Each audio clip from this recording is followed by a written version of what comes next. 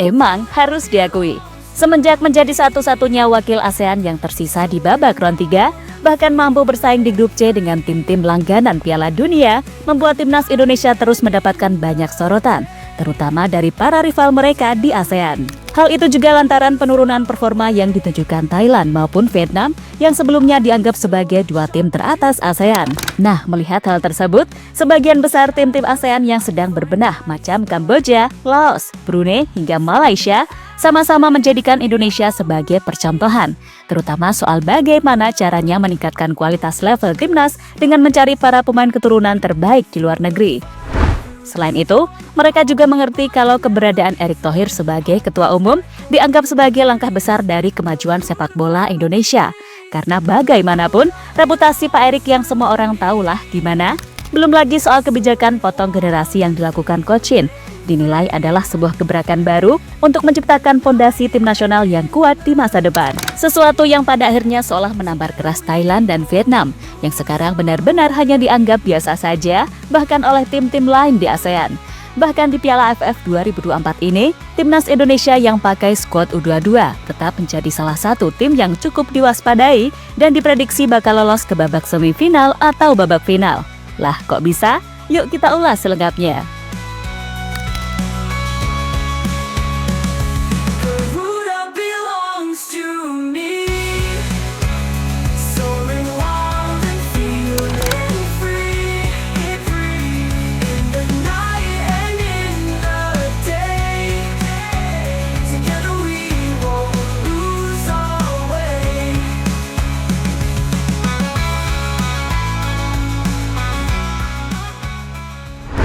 Harus diakuin sih, kalau perkembangan timnas Indonesia sejak dipegang oleh orang yang mengerti bola langsung mengalami peningkatan yang cukup drastis. Bahkan dalam kurun waktu kurang lebih 1 tahun terakhir, prestasi dan reputasi timnas Indonesia benar-benar mampu mencuri perhatian. Dan dengan segala torehan luar biasa yang dicapai oleh skuad Garuda, membuat banyak media internasional merasa takjub. Sebab semua tahu, sebelumnya Indonesia benar-benar menjadi negara pesakitan, terutama ketika mendapat sanksi FIFA. Belum lagi soal dualisme yang pernah melanda PSSI, sampai membuat timnas kita pernah hancur lebur 10-0 di tangan Bahrain.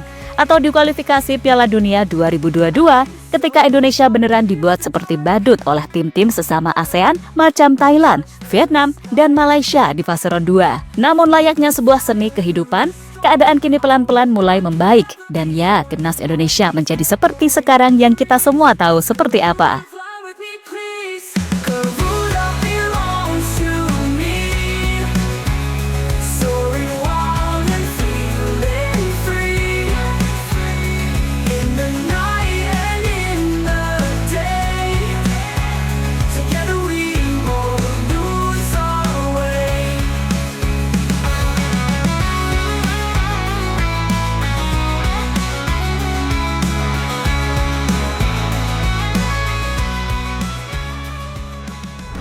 Ya, melihat gimana perkembangan yang ada, pada akhirnya membuat tim-tim lain di ASEAN yang sedang dalam fase berkembang macam Kamboja, Laos, Brunei, hingga Malaysia menjadikan Indonesia sebagai acuan untuk maju. Alasannya masuk akal, di mana Indonesia benar-benar dianggap mampu mencari potensi terbaik pemain keturunan yang ada di Eropa. Selain itu, kebijakan-kebijakan yang selama ini dilakukan Erick Thohir benar-benar terasa dampaknya bagi timnas Indonesia. Dan jangan lupa, program potong generasi yang dilakukan oleh Coach Shin beneran menjadikan timnas Indonesia kini banyak diisi pemain-pemain bertalenta yang masih bisa berkembang sampai 5-7 tahun ke depan. Coba deh kalian sebutkan, timnas mana yang skuad seniornya sebagian besar juga main untuk timnas U23? Mungkin ada, tapi nggak banyak. Dan kalau ada, mohon disebutkan supaya kita sama-sama belajar. Intinya, segala apa yang terjadi dengan timnas Indonesia membuat Thailand dan Vietnam yang sebelumnya dianggap sebagai tim paling kuat, kini beneran dianggap biasa saja.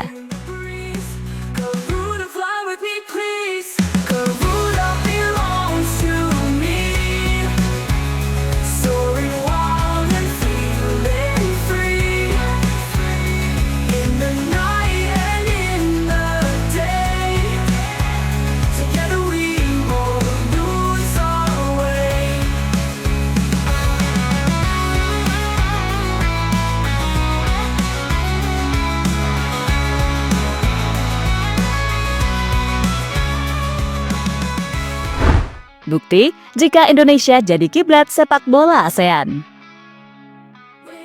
Timnas Laos membuat gebrakan besar dengan mengumumkan skuad untuk ASEAN Mitsubishi Electric Cup atau Piala AFF 2024. Dalam daftar yang dirilis resmi oleh Laos Football Federation, dengan mayoritas pemain yang dipilih adalah mereka yang berusia di bawah 22 tahun.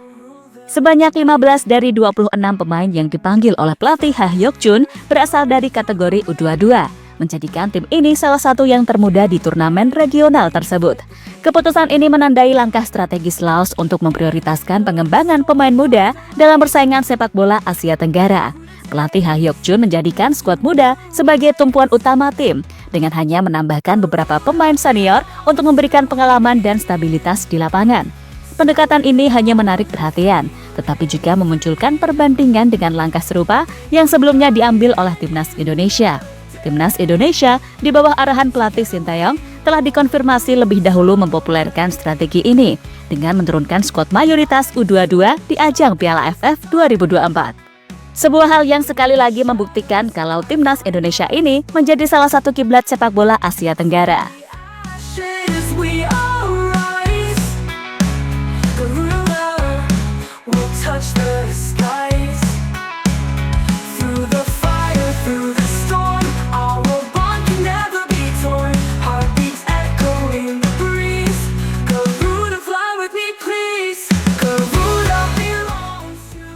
Honda, Timnas Indonesia tim paling sempurna di ASEAN. Sementara itu, menurut mantan pelatih Timnas Kamboja sekaligus legenda Timnas Jepang, Keisuke Honda, komposisi Timnas Indonesia sekarang ini adalah yang paling komplit di kawasan ASEAN. Baginya, Indonesia benar-benar layak dijadikan sebagai contoh bagaimana cara mereka bangkit dari situasi buruk. Dan Honda pun kembali dibuat kagum ketika Timnas Indonesia mampu bersaing di grup C, babak round 3 yang diisi oleh tim-tim langganan Piala Dunia, seperti Jepang, Arab Saudi, Australia, dan juga Bahrain dan Cina. Untuk saat ini, Timnas Indonesia adalah tim yang sangat berbahaya dari kawasan Asia Tenggara. Dari sisi kualitas, mereka punya line up yang lengkap. Indonesia juga tim yang saat ini paling sempurna di kawasan Asia Tenggara dan sangat menarik untuk mendiskusikan kemungkinan melawan Jepang lagi, ucap Honda dilansir dari Dantri.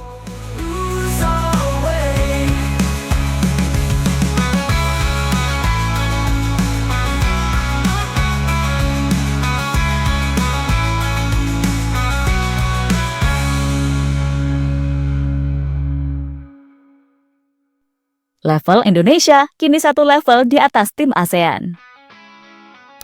Sementara itu, mantan pelatih Timnas Malaysia, Kim Pan-gon, secara terbuka ingin Malaysia mencontoh Timnas Indonesia dengan mencari pemain keturunan yang berada di Eropa. Selain itu, dia juga menilai pengembangan pemain-pemain muda adalah kebutuhan paling penting dan itu sejatinya dilakukan Indonesia dengan sangat baik dengan program potong generasi yang dilakukan. Ya, Kim Pan-gon beneran ingin Federasi Sepak Bola Malaysia mulai memikirkan cara untuk membuat sistem yang bisa menghasilkan pemain-pemain muda terbaik setiap tahunnya. Sehingga, alih-alih ia membandingkan Malaysia dengan negara seperti Jepang ataupun Korea, ia bisa memberikan contoh Indonesia yang beneran terbukti mampu menggabungkan pemain muda dengan pemain keturunan yang ada di Eropa, yang bahkan sebagian besar juga muda, macam Justin Hubner, Ivar Jenner, Rafael Struijk, Jay Itzas, hingga Nathan Choaon, ataupun Elkan Bagot yang sayangnya kemarin gak dipanggil karena suatu hal. Kita tidak bisa membandingkan dengan Korea Selatan atau Jepang karena mereka punya sistem yang sangat bagus. Saya kira kita perlu meninjau dan memperbaiki sistem kita untuk menghasilkan talenta-talenta muda. Sangat penting untuk menghasilkan pemain muda terbaik setiap tahunnya. Upaya lain mungkin kita bisa mencontoh pelatih-pelatih Indonesia yang terbang ke Eropa untuk mencari pemain keturunan. Tapi bagi saya, kebutuhan utamanya adalah sistem pengembangan yang menghasilkan pemain-pemain lokal terbaik. Setelah itu, upaya selanjutnya adalah dengan strategi bersaing. Bagi saya, Indonesia akan segera menjadi tim terbaik dengan usaha yang mereka berikan. Tetapi Malaysia harus menantang mereka jika ingin maju, ucap Kim dilansir dari Makan Bola. Namun sekali lagi, apa yang diinginkan oleh Kim Pan-gon justru selalu diabaikan oleh FAM. Hingga akhirnya dia murka dan meninggalkan klub tersebut.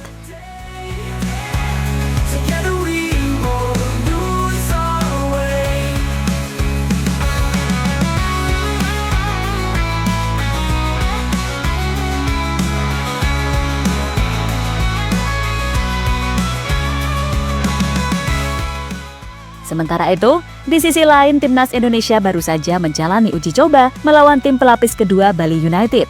Meski pakai skuad U22, secara mengejutkan Timnas Indonesia mampu menang dengan skor 2-1 setelah Arhan Kaka dan Marcelino Ferdinand masing-masing mencetak 1 gol. Dengan hasil tersebut, Timnas cukup percaya diri untuk menghadapi Piala AFF 2024.